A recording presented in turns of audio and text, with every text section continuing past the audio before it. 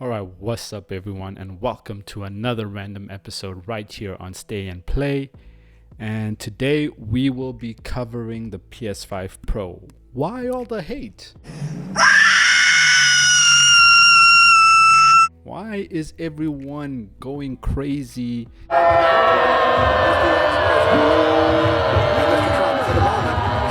a great honor to be able to introduce for the first time ever anywhere. And and trashing the PS5 Pro and comparing it to a PC. Well, we know why. We know why. It's the price, right? It's the price. And the aim of this video is actually to address that. But before we go on any further, ladies and gentlemen, if you like what I am dishing and you want seconds, please hit that like, please hit that subscribe, and ring that notification bell for all my latest videos. It helps a lot and it's very much appreciated. All right, so let's jump into this. So ever since the PS5 Pro was announced, people were excited, and or actually during the announcement even, people were like, all right, 9 minutes. People were excited, and then towards the end of the presentation, boom, the price, 700 USD. Now, I understand it is a lot of money. I mean, even in my reaction analysis video, I mentioned that that's a pretty penny. But nowhere did I feel that maybe that this was worth being outraged over, especially in the times we live in, right? Especially now in today's society, in today's technological world.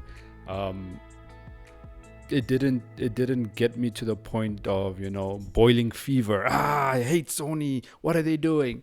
No, it never got me to that point. So why is there such vitriol? Why is there so much hate based off of this price? That is one thing I can't seem to wrap my head around, because number one, right, as we've already seen in the presentation, the specifications of the PS5 Pro are great, right? It's larger GPU, more fast, right? More efficient, more bandwidth in terms of RAM and all these things. And it's got the PSSR, right? Upscaling technology that's not even seen on any other console on the market. It's not even seen on any AMD GPU on the market right now. So the PS5 Pro is leveraging technologies that aren't even on the market in terms of AMD, right? We know this is done by NVIDIA, but AMD is still to release these GPUs with like AI-driven upscaling and so on. So, I mean, yeah. So we know that the technology, plus they're giving you 2 terabytes, they're giving you more RAM. It's probably going to be just as efficient in terms of energy consumption as the PS5. Yes, I understand not having a disk drive is a big blow, because for that price. But again, I don't think this warrants all this anger and all this vitriol towards Sony or PlayStation. It does not make sense to me. And I put this, maybe I can, I haven't written a script for this, so I'll try to break this down into why I don't think all this hate is needed, or necessary, or even warranted over the price of the PS5 Pro. And I'll start off with number one being gaming is a expensive hobby. It's a niche hobby. Yeah, I just want gaming is expensive, from buying the consoles or the handhelds or whatever it is that you own to buying the games. Even so, more expensive if you're a PC gamer, I believe, because if it's not you constantly having to upgrade the parts, and also sometimes your parts won't work as effectively, so you have to wait now for your patches and the updates for the drivers for the GPU and so on, the CPU and all that. So I personally believe being a PC gamer is more expensive than being a console gamer, but that just goes to show that gaming is an expensive hobby. It's not a cheap hobby. And the fact that we are able to game even at these low prices that the current gen consoles released with $500 and so on, is quite baffling, right? Because we've seen countless videos or articles of like how much it would cost to have a PC equivalent PS5 or a PC equivalent Xbox Series X. Now today we have how much it would cost for a PC equivalent PS5 Pro, and we constantly keep seeing that you would pay a fair bit more, double, maybe even more, for a PC equivalent, right? So gaming isn't cheap. It's never been a cheap hobby. For console gamers, we've been given the opportunity to be a part of it because, like, you know, the prices are a bit reduced, right? The console value of the console proposition is much higher than that of having a high-end gaming PC or even a mid-range gaming PC. And yes, I know you can get second-hand parts to build your PC and so on, but again, these are second-hand parts. We're getting brand new parts in a PS5 Pro, not a used fan from somewhere, not a used RAM or SSD or motherboard or GPU and so on, right? These are all brand new parts that we're getting for this price.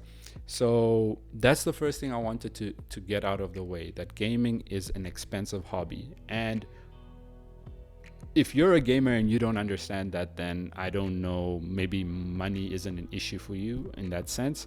But gaming has always been an expensive hobby. And for those of us who are privileged enough to purchase a console or purchase a gaming PC and purchase games every month or every 2 months or every week, if you're so lucky, we understand that, right? It's not cheap. $70 for a game is not cheap. $60 for a game is not cheap, right? So yes, I guess we can agree that gaming is a expensive hobby, right? All right. Moving on to my second thing. $700 at first value, right? When you look at it, I mean, we understand, yes, it's a lot of money, but we also understand that you don't pay $700 every year or every 6 months or so on and so forth, right? And an example I'll give you is, let's have a look at the iPhone 16, right? You have multiple SKUs of the iPhone, all of them at varying prices, up to the Pro, which is more than $1,000, $1,200, even more maybe in certain territories. But we don't see the same vitriol or passion of hatred towards the price of the iPhone 16 Pro, right? Or even just the normal iPhone. I think it's a $99, I can't remember, something like that. Maybe I'll put some videos over here so we can see. So we don't see that, right? We don't see that. And yet a person is expected to buy a new iPhone every year because there's a new iPhone every year, right? So if you look at the console generation, which spans from 7 to 8 years, where you'll buy a console for $500, and if you don't upgrade to the Pro, you'll have that, you've spent $500 once for 7 years, right?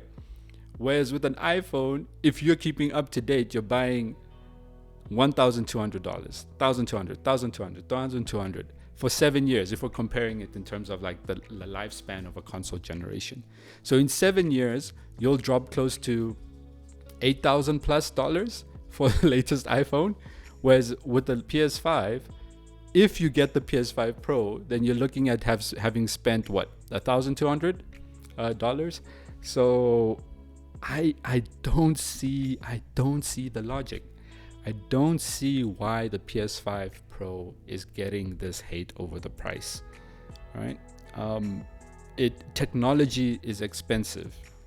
Technology is 100% expensive. It's not a cheap thing to be interested in or to have. You will definitely spend money. So again, it doesn't make sense to me why this is the case. Why all this hate is being spewed, all this venom. Ooh, people are passionate. All right. And then my third and I think final point is that you vote with your wallet, right? Multiple sources have shown that people are going to buy this console, right? The people who want better performance for their gaming, who can afford it, will buy it. So let them have their piece. Let them buy it if they can afford it. Right? Why are you, if you're one of the people that is spewing the hate, why are you throwing all that shade and hate to people who want to buy it? All right? It's like there's no reason for it. They will vote with their wallet. If they want it, they'll buy it. If they don't want it, they won't buy it. If it's too expensive for you, then don't buy it. If it fits in your range, in your budget, then go ahead. You want it, buy it, right? That is nothing to do with you in stating that, oh no, $700. You'd be an idiot to buy that for $700. Oh, look at that dumbass. He just bought the PS5 Pro for $700. Yeah, that dumbass is happy with his purchase while you're still spitting venom and hate from your little corner of the globe. All right? So vote with your wallet. The people who want to buy it, they'll buy it. No need to be angry and hateful towards them for buying it or wanting to purchase it. I mean, the stats already show, like, people are buying out the detachable optical drive because they want the PS5 Pro. This is all in preparation for the PS5 Pro. I think I read somewhere even that it's outselling the Xbox Series X or Xbox series of consoles in terms of like units sold. So that's insane as it is. And it could just be scalpers. Yes, it could be just be scalpers in preparation for the PS5 Pro. But even then, it shows that the scalpers understand that there will be a market for this. People will buy it. Right? The PS4 Pro, I think, sold about 14 million, 15 million units.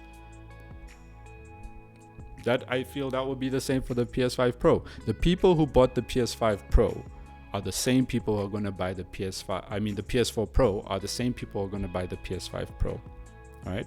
So you'll get those people. Then you'll have the new guys who maybe want to jump into gaming and they want to make sure they have the best possible performance. Why not buy the PS5 Pro? I mean, you have options, right? It's all about the options, right? I don't go shit on someone who buys the iPhone 16 standard edition or ST instead of buying the iPhone Pro Max or whatever it is, right? That's what they could afford. That's what they bought, right? You can afford the iPhone 16 Pro Max, then buy it. You vote with your wallet, all right? So yeah, guys, super unnecessary hate and venom being spewed over this price. Also kind of sad that like a lot of these gaming outlets, you know, are putting this out there like it's so bad that it's $700. It's like, oh no, what is Sony thinking? $700, the backlash.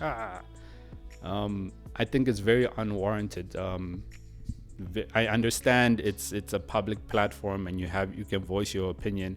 Yes, but the amount of hate behind it, I don't think is necessary. Unwarranted shit. And it will fly in the faces of everyone who's hating. People are going to buy this. They're going to enjoy it. When it comes out, the reviews are going to show that the analysis, the Digital Foundry stuff is going to show that this is an amazing product and it's going to do well. Mark Cerny has been steering the ship for PlayStation for 2 generations now, and he has yet to steer it wrong. And I have every confidence in him that the PS5 Pro is going to deliver on what it promises. And I know people are saying GTA 6 it won't have a performance, won't hit 60 frames per second. I doubt that. I don't know. I don't have a I guess a background to say, right? But I know that if GTA 5 came out with a 60 FPS mode and you're able to push 60 FPS on PC and so on, PS5 Pro, I'm not saying the normal PS5 will have it. It might have it. I don't know. Seeing that 3/4 or 75% of players like to use performance mode, I'm pretty sure that Rockstar has this information as well and would try at least to implement the 60 FPS mode, unless it's too much for the engine or the device or the hardware to handle. But they are coding geniuses. They are game developing geniuses there. So I wouldn't, honestly, I am willing to say that GTA 6 will come with a 60 FPS mode. Definitely will come with a 60 FPS mode. Maybe not at launch, but definitely down the line, maybe once they've optimized further and they learn how to access more of the hardware's features, it will come. It will have a 60 FPS mode. But hey, that's just me, right? I'm a random nobody who doesn't know what he's talking about. But guys, that's just my opinion. Stop spreading the hate. We should be rejoicing. This is a moment for gaming. We're gonna have the most powerful console soon in less than 2 months, and we'll be able to experience it. We'll be able to share our experiences. So I think this, instead of being a moment of hate and oh no 700, this should be a moment of like anticipation and celebration on the future of console gaming, right? But yeah, guys, that's just my thoughts. Ladies and gentlemen, please leave your thoughts down in the comment section below, and don't forget to hit that like, that subscribe, and ring the notification bell for all my latest videos. I hope this was a bit informative and can open some people's eyes to see that all this hate isn't warranted. But yeah, that's it from me. Ladies and gentlemen, thank you so much for joining me, and I will see you on the next one. I'm out. Mr. Trump, for the moment, steps away for the inaugural address.